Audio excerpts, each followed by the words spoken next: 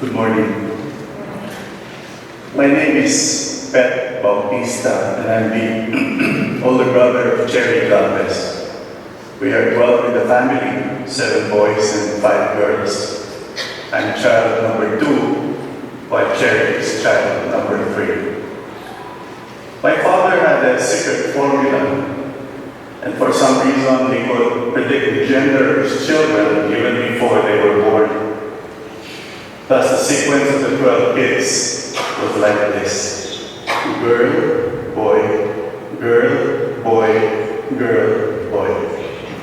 And as my mother loved to say, change toy.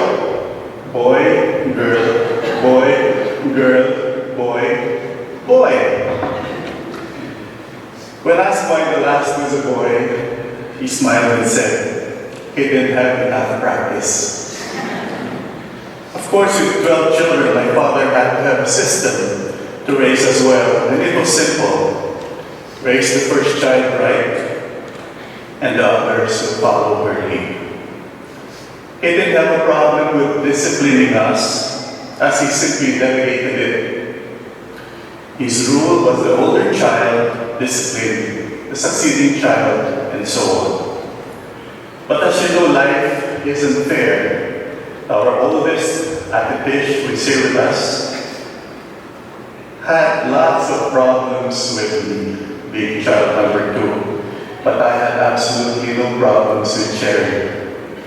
Cherie didn't need much disciplining, as she was super good, super nice, and also super smart. That means she simply run rings around me. You've read Cherie's obituary, which lists her incredible accomplishments. Valedictorian in grade school and high school, summa cum laude in college. But not only that, Cherie was a star athlete. She was a star of the varsity table tennis team in their university. She played the guitar, a gift clearly passed on to Jiffy, her youngest son. Many years ago, our family was recognized by the Philippine Catholic Women's League as the Family of the Year, because apart from being a model Catholic family, among the 12 children were summa cum laudes, magna cum laudes, and cum laudes. When asked by an interviewer who had to write an article on our family why this was so, my father's answer was simple. All a man needed to do was marry a summa cum laude. Yes, my mom is also a summa cum laude. Tish, child number 1, is a summa cum laude. Cherie, child number 3, is a summa cum laude. I am summa cum difficultatis. My problem about being sandwiched by 2 summas is that they just suck the brains out of me. So my 6 other brothers know exactly how I feel. Cherie was the maid of honor when I got married, and she was the first person in my family that my girlfriend and future wife, Wenda, met.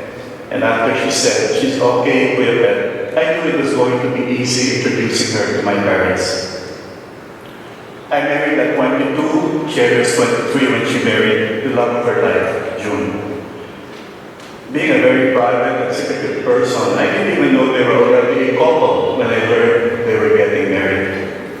After marriage, they left the Philippines for Indonesia, for Singapore, and eventually for good. So my younger siblings, especially in the 3rd and 4th quartile, never really got to know Cherie.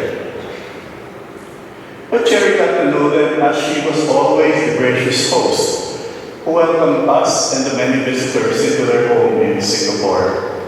My dad was good at incentivizing his kids. He promised them, graduate with honors and I will send you to Singapore to visit Cherie.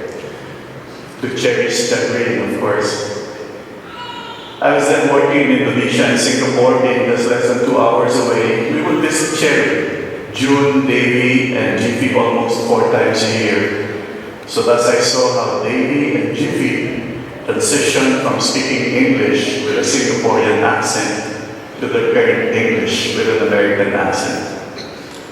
Their Pasadena home also became our base station, the original Quality Inn, where she acted as a mother to her siblings, nephews and nieces would stay with them while visiting the sites of Southern California. Visitors are always welcome, as June and Cherie were always generous hosts. My own youngest daughter, Charlie, who worked in Santa Monica for 6 months as part of her master's course, stayed with the Galvezes on weekends, and she considers Cherie her second mom. So when plans were afoot for a family reunion among 12 children in Lake Arrowhead to be with an ailing sister, Charlie, my daughter, came to show her love for her second mom. Among one of Cherie's many skills is cross-stitching, and hanging on her bedroom wall is a frame cross-stitched quotation which reads, "God couldn't be everywhere, so He created mothers." I guess that says it all. Cherie was a mother, not only for her family, but motherly to all who stayed under the roof. Who would have thought that Cherie would be the first among us 12 brothers and sisters to go? 10 years ago, our oldest sister, Tish, contracted cancer, fought it, and won. 4 years ago, I suffered a stroke. I was in intensive care for days, but survived.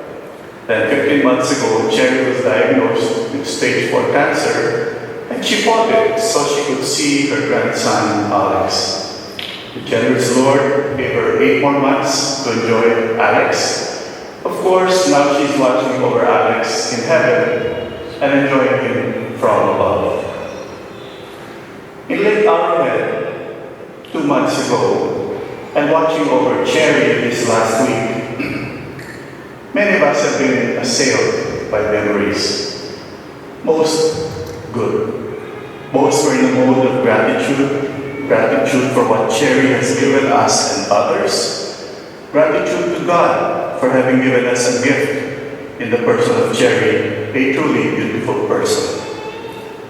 There is no regret in me as an older brother that she will not experience the joys of old age, because as when a brother, Bingo, who was crying, said goodbye to her in Arrowhead, Cherie said, "Don't cry for me, I have lived a full life." I think she meant that she has had a long experience of life, not only of her own life, but others too. She has seen all of us, her siblings, do well in life, and in the few times she would write personal emails, she disliked group emails. She congratulated us for recent promotion or a job well done. Until 3 days ago, my mother had 12 children. Now she still has 11 to give back to the Lord. Our mother in the Philippines, whom Father Jerry met, is turning 90 in November. She couldn't come as she had the flu a few days before our departure, and she took that as a sign not to come. When the end came for Cherie, I called up my 4 brothers in the Philippines to break the news to my mom personally, and they saw her before she was going to her daily mass. And you know what the reply was? Cherie's pain is over, and that is what I have been praying for. Our parents taught us lots of things, but one thing they didn't teach us was how to cope with the death of a sibling. But we are comforted by the words of Cicero, who said that the life of the dead is placed in the memories of the living. I guess he means that the love we feel in life keeps people alive beyond their time. Cherie was given love will always live on in our hearts, because those we hold in our hearts will never say goodbye to. Cherie, dear little sister, God is kind and merciful and has now embraced you in His arms. We love you. Thank you.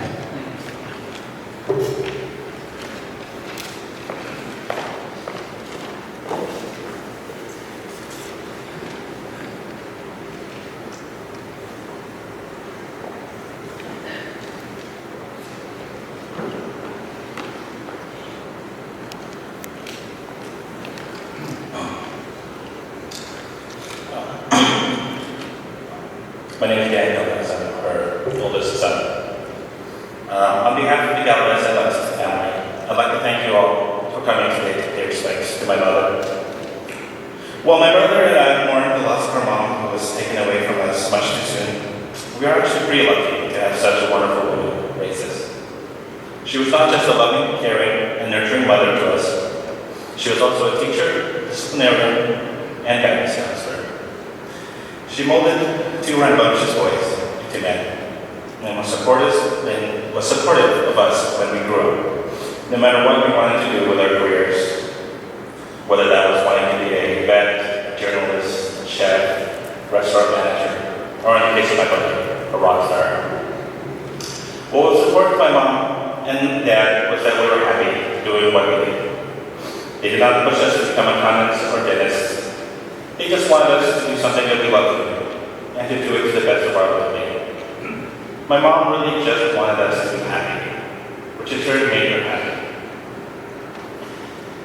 Soon after she was diagnosed with cancer, I told my mother that I loved her for the very first time out loud. It may seem strange to some that I waited 38 years for my mother to have cancer, to tell her that I love her. But it was just the way our family worked. We never said I love you to each other out loud until just recently. And we didn't have to. We just knew we did. Our love for each other did not need to be verbalized because it was as obvious as breathing in air. In recent years, I've gotten married and started my own little family. And I do tell my wife and my son that I love them every day. But I have not forgotten that it is much more important to show them that I love them. And that is one of the many things that I've learned from my mother. Thank you, Mom, for everything. I love you, and we all love you.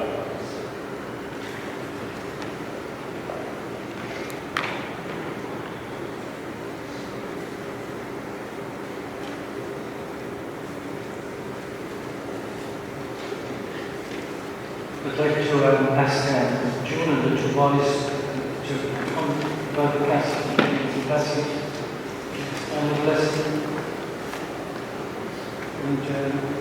And I'd like the siblings, the June siblings, to sign this time.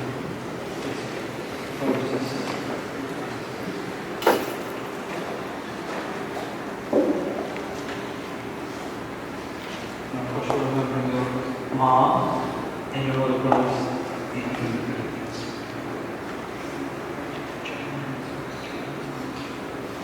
So I want everybody in the church to place your right hands in their direction, in this direction of this little flag.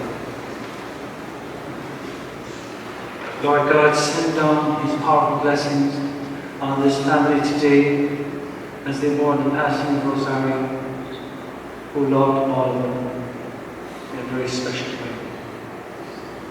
We know her spirit lives on with us today and will always be with you.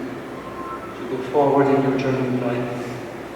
Bless you and those members of the family that are returning to the Philippines in the next few days to bless you. Bring you home safely to your mom. And to tell her that we are praying for her in her mourning of her daughter. May Almighty God bless you, Father, Son, and Holy Spirit. So let us now stand.